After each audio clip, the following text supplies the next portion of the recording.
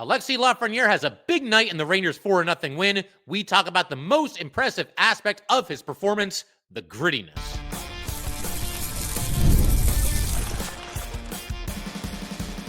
You're Locked on the New York Rangers, your daily podcast on the New York Rangers. Part of the Locked On Podcast Network, your team every day. Welcome back, Blue Shirts fans, to episode number 1399 of the Locked On New York Rangers podcast. I'm your host, John Chick. Just want to thank you guys, as always, for making Locked On New York Rangers your first listen every day. We are free and available on all platforms, including YouTube. And today's episode of Locked On New York Rangers is brought to you by FanDuel. Download the FanDuel app right now by visiting FanDuel.com and win $300 in bonus bets if your first $5 bet wins. And we are, of course, part of the Locked On Podcast Network, your team every day. So that's a little bit more like it, right? You know, the Rangers, after getting shut out on opening night, they're the team doing the shutting outing in Buffalo against the Sabres with a 4-0 win. And we're going to break down this game from every angle. Going to talk about Alexis Lafreniere and his big night, and specifically why playing with some grit allowed Lafreniere to have a big night. We're also going to check the FU meter. I don't think this is going to become a recurring segment on Locked On Rangers, but maybe it will if enough people like it. And if there's enough to say about it, we might occasionally check this this very specific meter for the Rangers, because there was certainly more FU in this game from this team than on opening night against Pittsburgh. And also Vincent Trocheck injured in this game. How might that affect the Rangers going forward? We'll discuss that as well. But we begin with Alexis Lafreniere, and specifically the grit with which he played in this contest against the Sabres, and how it led to him getting a goal, also led to him getting an assist on a JT Miller goal for what was basically the clincher. And as recently as I think the episode before this one, I was talking about Lafreniere, and the Rangers had just had a rough performance against the Penguins. And I mentioned how at this point, I think Ranger fans, we've all sort of gotten to the point after half a decade of Alexis Lafreniere where we would almost accept him just being a good player as opposed to being, a phenomenal franchise icon or a Hall of Famer or anything like that. We just wanted him to be a good or a really good player. And whatever shortcomings Lafreniere has had over the years, one thing he can do to sort of make it up to Ranger fans a little bit, and I think win them back to his side, because, fans are kind of split right now, is playing with the kind of grit that he played in this game last night. Like I said, he did it pretty much all night, but tangible results here in the form of the Rangers' first goal of the season, as well as a secondary assist on the game-clinching goal. We begin with the goal. We'll kind of break this down to illustrate my point a little bit. So I also want to point out that Panarin and Lafreniere were pretty close to linking up for a goal just before this. Panarin actually kind of fumbled the puck when he had a shot at a breakaway, or at least a partial breakaway. The puck ends up along the half boards, and then Panarin passed to the other side of the rink to Lafreniere. Lafreniere tried to, obviously bang it home there, wasn't able to do so.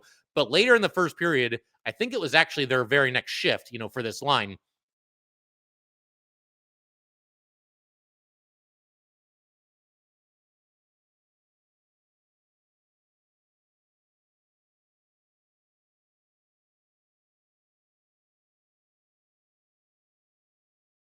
Sabres, and he's got to reach back behind the net, pull it back in front, and essentially just will the puck into the net. He had, the goalie there and a couple of Sabres, at least one Sabre bearing down on him as well, but he was able to essentially just muscle the puck into the net, and that was nice to see. And I mentioned the grittiness. That was on display here. This is not a highlight reel, first overall pick kind of a goal. This is just him sticking his nose in there and outworking and outwilling the other team to score a blue-collar goal. And what's interesting about Lafreniere to me is that early in his career, he's the first overall pick, and there's no AHL, and he goes right to the NHL, and we're expecting all these awesome moments and all these, highlight reel plays, and you do get that from time to time from Lafreniere. But what stood out to me early in his career, even when he wasn't producing big offensive numbers, he did score a lot of goals like this, where he's in the crease and he's just kind of battling and doing the gritty things that you need to do to win hockey games. He does seem to have that in him. That does seem to be part of his game. And as I just mentioned a second ago, if he can show this consistently, he will win Ranger fans back to his side. Fun note on this goal by Alexis Lafreniere. He is now tied with Alex Kovalev, 94 Cup champion, for fourth place in franchise history with 93 goals before turning 24 years old. He will actually turn 24 on Saturday, so tied Kovalev just in time there. 93 goals, fourth place all time in Ranger history for goals before you turn 24. And I got to give a big shout out to Travis from the Fantasy League, because we had our, big prediction. I sent out a tweet on Twitter and asked who the first goal scorer for the Rangers was going to be this season. And of course, they got shut out on opening night. We had to wait an extra 48 hours, but we finally got there. And Travis did predict that Lafreniere would score the first goal of the Ranger season. So props to Travis for getting that right. And it's funny, Lafreniere 2 years ago actually also scored the Rangers' first goal. That too was at Buffalo. So history kind of repeats itself here. Although 2 years ago, it was the first game of the season rather than the second. But then Lafreniere ends up with an assist. And again, this is all down to grittiness and working hard and playing hard. You've got a situation where the puck is in the Ranger zone. Lafreniere intercepts a pass, right, in the defensive zone. And there's times where people have gotten on Lafreniere for his, defense. I think more than anything, and this didn't really apply to this play, but it was certainly last season, people get upset at Lafreniere for not back-checking as hard as he could. Now, he didn't need to back-check here. I mean, the play was long since ongoing in the Ranger zone, but he's able to make a nice defensive play, intercepts a pass, breaks out, gets it to Panarin on the left side. Panarin then back to Lafreniere on the right side, leads Lafreniere into the offensive zone, and Lafreniere basically just chips it into the corner and then goes and chases it down. Lafreniere here basically won a 3-on-1 battle. 3 Sabres, 1 Ranger. That was Lafreniere. Or at the very least, you have to say 2-on-1 because the puck is in the corner. The Sabres have 2 players there. Lafreniere is not even the first guy to get to the puck, but he still, again, out-battles them for the puck, pulls it out of the corner. He's got possession of it. There's a third Sabre that now comes in and sort of did a drive-by. I mean, I'm not really sure what this player was doing, but either way, Lafreniere was able to essentially win a puck battle 1-on-3 here for the Rangers. And then he's able to make a pass. It goes back to Schneider, and then Schneider from the blue line takes a shot. JT Miller deflects it home and makes it 3-0. Secondary assists are always kind of interesting to me because there's a few where you just kind of luck your way into it. You'll see goals certainly at from time to time where the guy with the secondary assist doesn't really do a whole lot. But then you have secondary assists like this where Lafreniere arguably did more than anybody on this play to make it happen. Because if he doesn't go into the offensive zone as hard as he did, looking to battle for the puck and eventually, winning said puck battle, even though he was outnumbered, and keep the play alive and get it back to Schneider, then this goal very simply does not happen. And this goal made it 3-0. And whatever minuscule chance the Sabres had of coming back, with the way that Igor Shesterkin was playing in this game, it was over at this point because by now it's 3-0 and there's only about 3 or 4 minutes to go. So that's a sealed victory for the Rangers. As a quick detour here, I do want to talk a little bit about the Rangers' third period, and Lafreniere obviously had a hand in this as well. We just mentioned the big assist that he had there, but I just really like the way the Rangers play in the third. This is something that has been an issue for the Rangers going back probably a year now, where they're not at their best in the third period. It was clearly the case in the preseason, and it was clearly the case in the opening game of the regular season, that being against the Penguins, where they're just not as sharp as they need to be. But the Rangers finished with some authority in this game after a second period in which I thought the Rangers really played poorly. It was either 2 or 3 penalties that they took and penalties that you just didn't need to be taking in the neutral zone. And then you're relying on Igor Shesterkin to do everything. The Rangers then stepped up their defensive game. And even though they only led by 1 goal for the majority of the third period, it still just felt like they were in control. You never relax as a fan because you know that the opponent is just one opportunity away from potentially tying the game. But the Rangers, tightened up a little bit defensively, and I thought they struck that right balance between looking for more offense while also being smart and being responsible defensively. And Lafreniere, again, he obviously had a part of that. The Rangers in the third period, though, they were able to kill a penalty as well when they were up only 1-0. So everything really just firing on all cylinders for the New York Rangers in the third period. And while we're talking about that too, the penalty kill, the Rangers did a nice job on the PK last night. You wouldn't want to give your opponent 4 power plays, especially with some of the penalties that the Rangers were taking, but they did a good job on the PK, not too many dangerous looks.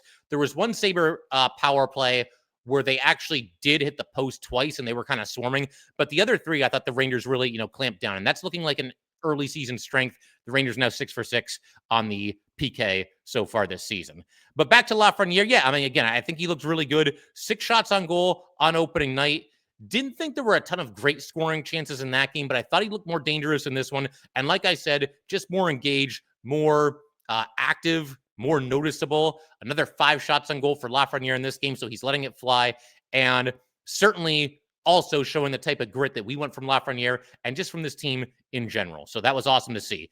In just a second, we're going to talk about the Rangers FU meter. Did they step it up in that department in this game? They absolutely did. And we'll cite some examples as to how and why the Rangers did that and why it's so important moving forward. All right, we just want to take a minute to let everybody know that today's episode of Locked On New York Rangers is brought to you by FanDuel.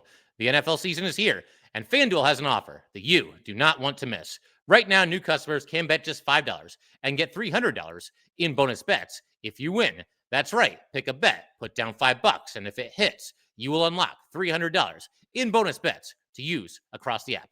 FanDuel is the best because there are so many different ways that you can bet. Whether you're into player props or you like to pick up some of those same game parlays, or you like to bet for your team or against your team, or there's a certain hunch that you just feel that you need to play, FanDuel has got you covered. FanDuel has got something for you. It makes watching football even more exciting when you've got a little something riding on the action.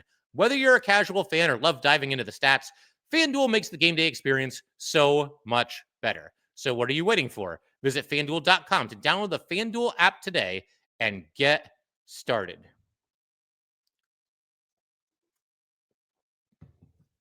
All right. We just want to thank everybody, as always, for supporting this podcast through thick and thin. Nice to always celebrate a win together. And big shout out to the everydayers, as always. And you're going to want to stick around because the Rangers are going to be busy. They play both days of this weekend at the Penguins on Saturday, home against the Caps on Sunday. Each game is going to get its own episode. So we'll have another episode either Saturday night or Sunday morning. But either way, we'll get a Penguins episode before we do a Caps episode, for this weekend. But as far as this game, something that basically did a 180, I think, from opening night. I mean, there were a couple of different things that basically did a 180. But for me, it was the improvement on the FU. We are checking the FU meter, the FU meter, whatever you want to call it.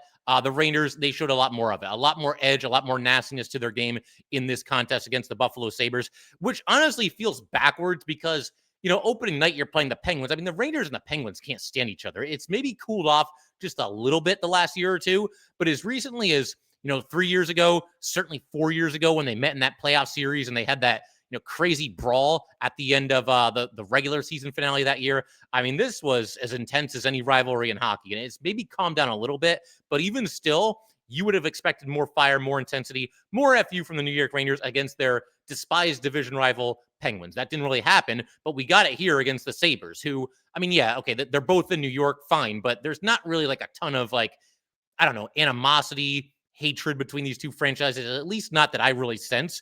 But nevertheless, I mean, this game did get intense. It did get nasty at times. It certainly got chippy, and the Rangers were ready for it. And at times they were even the aggressors, which is nice to see as well. So a couple of different examples here. Somebody that really stood out to me in this department was Urho Vakanainen. And as random as that sounds, I got a couple of examples to back this up of Vakanainen being aggressive when it comes to protecting his goalie, Igor Shesterkin. There was a play in the first period where Igor froze the puck, and you've got Jason Zucker trying to get to the front of the net. It's one of those situations where, I mean, it's not like Zucker was out of control here and he's going to barrel over Igor or anything like that, but it was one of those situations where I think he just kind of wanted to stand over the goalie a little bit, maybe just go looking for a little bit of trouble, try to, ramp up the intensity for his team. And Vakanainen just did a really nice job here. He stood right in his way, would not let him get anywhere near Igor Shesterkin, gave him a shove, and then the two of them were kind of staring each other's down as the officials stepped in there. And Vakanainen said something to him. I'm not a lip reader or anything, but, I just like this. It's not something that's like this out-of-control brawl or anything like that, but just the fact that Vakanainen stepped in there would not let, an agitator for the opposing team get anywhere near his goalie. It was just kind of like, nope, you're not getting by me. So I like to see that for sure. And then we had Vakanainen in the second period. This one was a little bit more intense. Again, Igor freezes the puck, and Malenstein is able to get toward Igor, and he's kind of standing over him, and he went in there pretty aggressively. And Vakanainen basically just yanked him right out of the crease, and pulled him around behind the net, got him away from his goalie. And we got a brief skirmish after this between the two teams. Vakanainen was right in there. Vakanainen, he's not a superstar defenseman. I think we're all aware of that. And I feel like Ranger fans don't necessarily dislike him. It's just kind of like a blah feeling anytime anybody mentions his name. It's just like, Vakanainen, we're extending him for 2 years for $1.5 million. Okay, I guess it's all right. We'll just keep his role limited.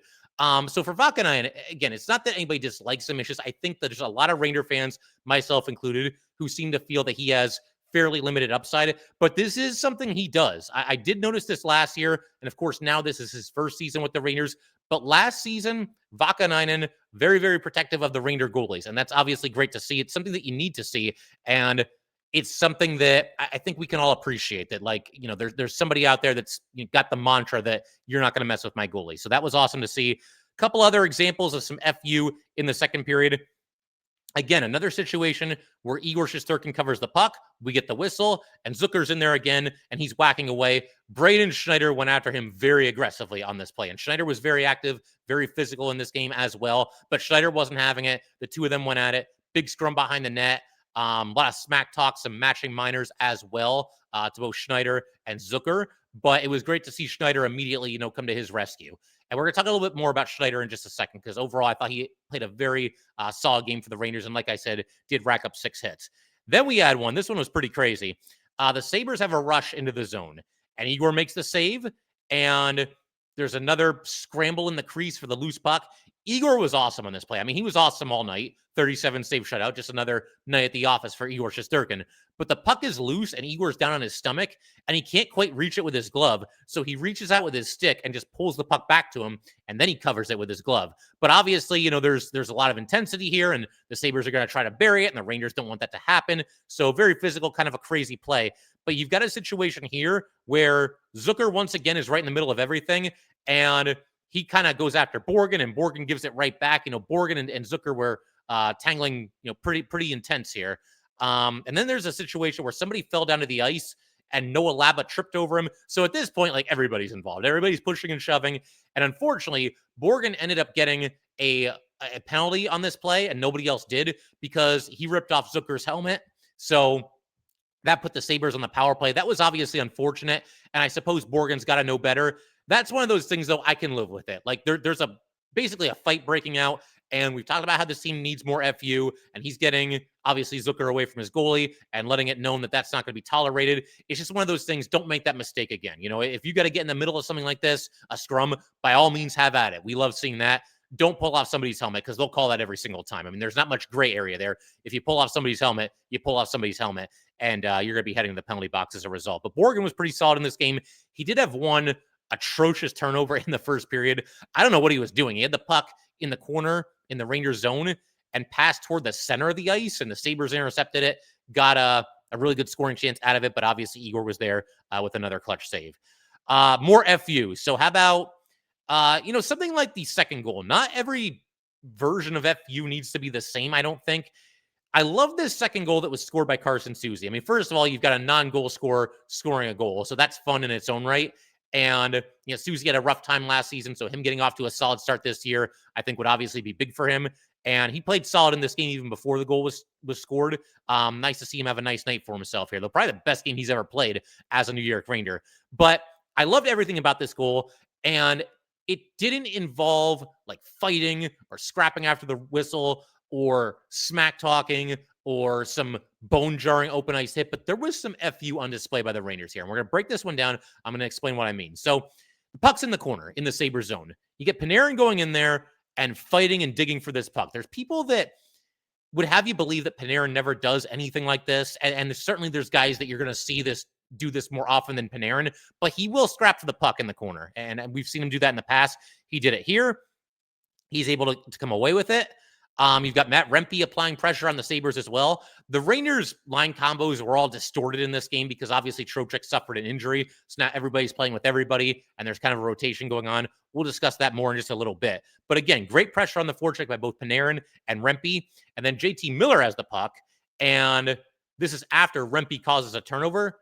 JT Miller has the puck. He gets it back to Borgen. Borgen over to Soucy. Soucy's on the left side. He's got basically a clear path to the net. And he walks in, unleashes a pretty nice shot, and he scores and makes it 2-0. But what I love about this, too, is Panarin, while Soucy had the puck and while he was walking toward the front of the net, Panarin saw what was happening, and he basically just bodied a guy in front of the Buffalo net.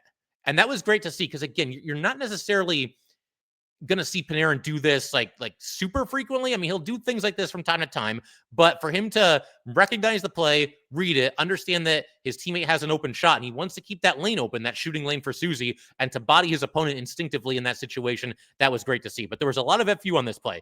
Panarin and Rempe going in aggressively on the forecheck, battling for the puck. Rempe wasn't one of his bigger hits, but he was, he put his body on a guy and that allowed the puck to get to JT Miller. And then you get the bodying by Panarin at the very end. So that was great to see as well.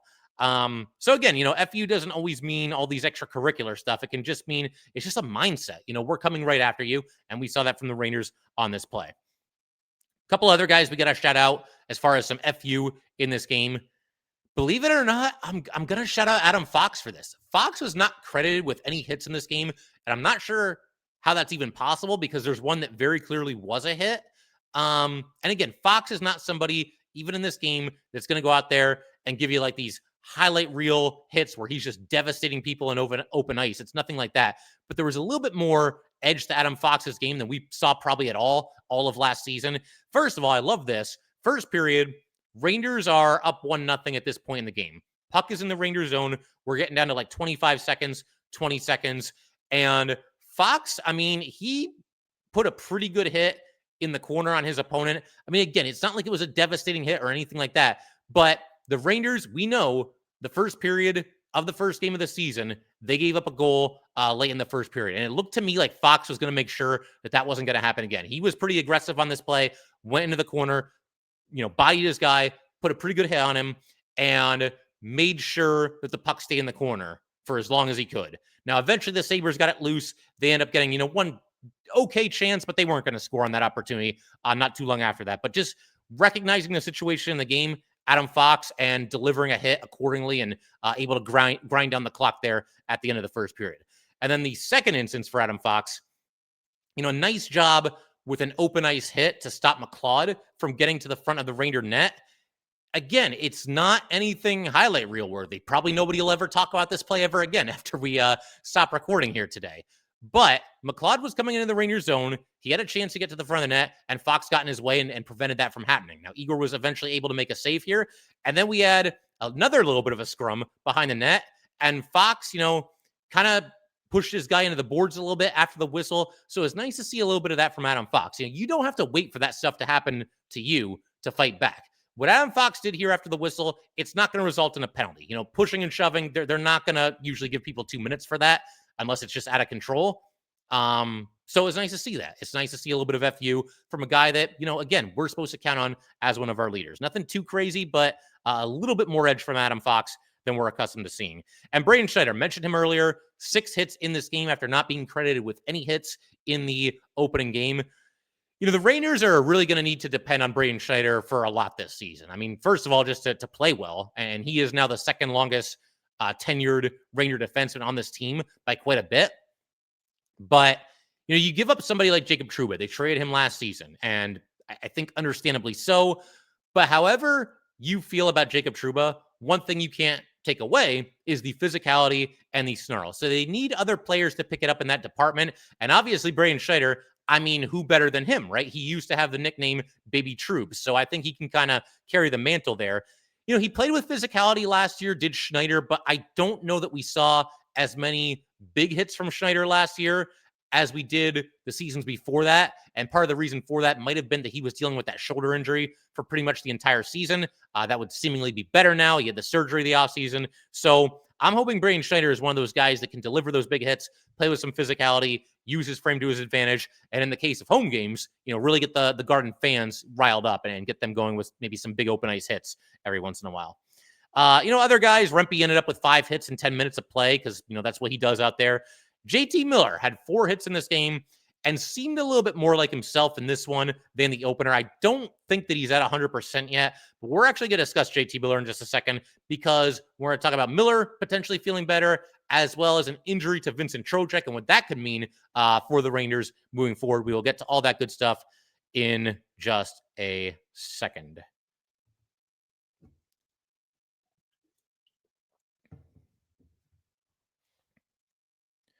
All right, so injury updates here. We've got Vincent Trocheck suffering an injury in this game in the second period, did not return.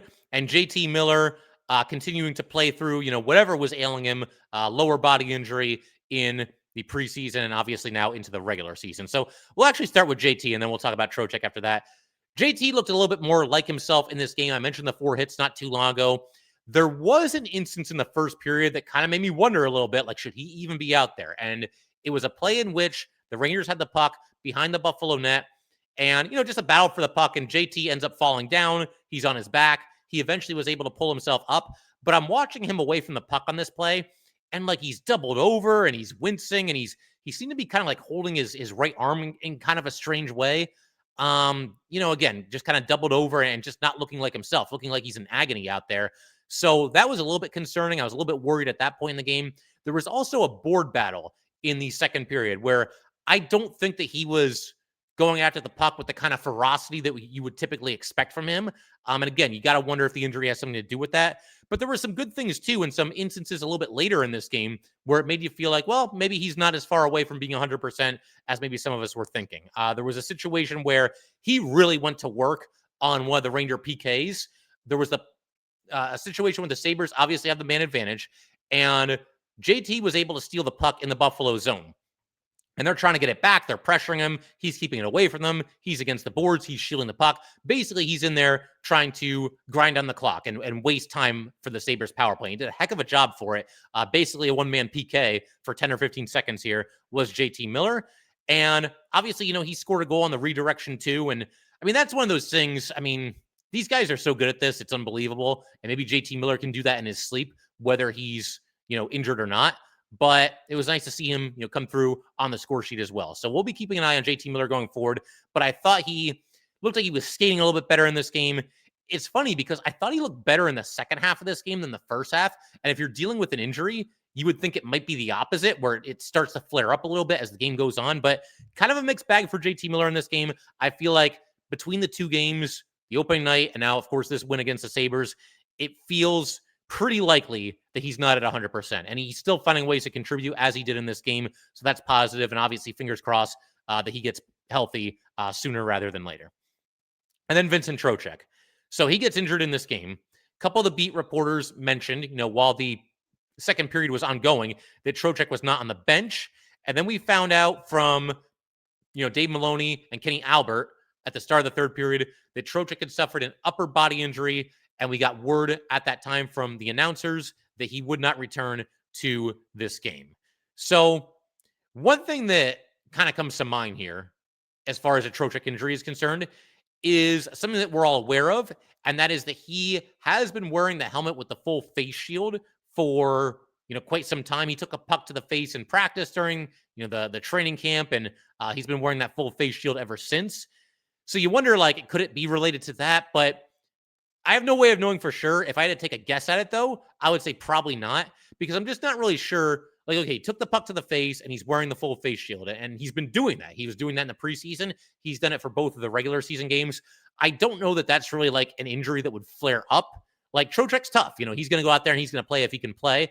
So this makes me think that it's probably something else. I mean, I don't know that for sure, but I mean, if it's just pain management, I don't think he's going to duck out of the game in a situation like that. I just can't see Trocheck doing that. Not many hockey players are going to do that. So I would be led to believe it's probably something else. But obviously, if Trocheck is forced to miss any amount of time, then the Rangers are going to have to sort of reconfigure the line combinations. And I figure we can get into that right now as well. Fingers crossed, obviously, that Trocheck's okay and that he'll be back on Saturday and Sunday for this weekend back-to-back. We'll see what happens. There's no update today because I believe the Rangers have the day off. But the impromptu lines in this game against Buffalo, now that you're without Trocheck, we saw Panarin, Mika, and Lafreniere. We saw Cooley, Miller, and Sheary. And we saw Edstrom, Laba, and Radish. And once somebody's injured, you do sort of have to shuffle the deck a little bit, and it's kind of a scramble. I mentioned earlier that we actually saw Rippey out there with Artemi Panarin for a shift on which the Rangers ended up scoring a goal. Look, losing Trocheck would obviously hurt this team, and fingers crossed that he's back there sooner rather than later. But if he has to miss, say, a game or two, I think they'll probably just go for the quick fix. If it's a situation where he's going to be out for some time, and again, fingers crossed that that's not the case, but if it is, you might see the Rangers call somebody up. I would think it would probably be Brett Berard. He would probably be the guy that would be tabbed to replace Trocheck in the lineup. But if it's short term, I think this is what the Rangers will probably do. I think you're going to see something pretty similar to what we saw during this game against Buffalo. I think the top line will be Panarin, Mika, and Lafreniere from left to right. I've been pretty vocal about the fact that I like Mika Zibanejad with JT Miller, and I still do.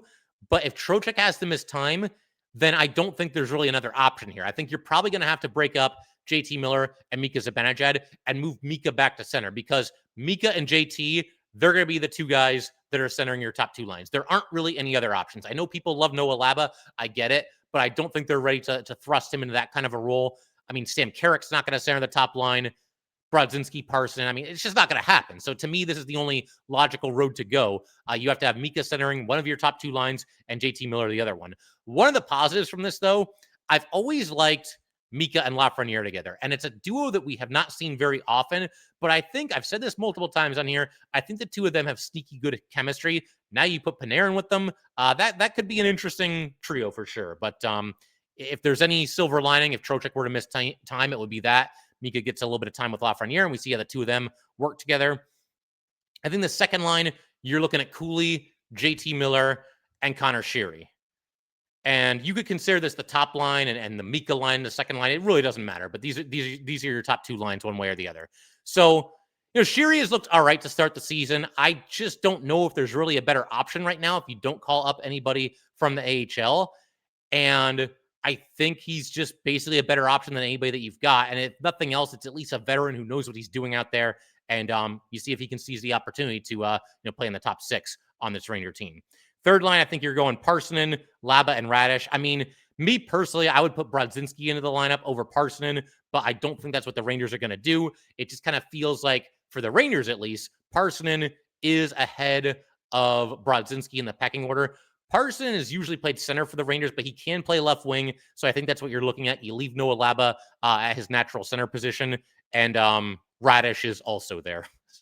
I don't really know what else to say about Radish. He was on the PK, and obviously the PK had a nice night, so I suppose give him some props for that.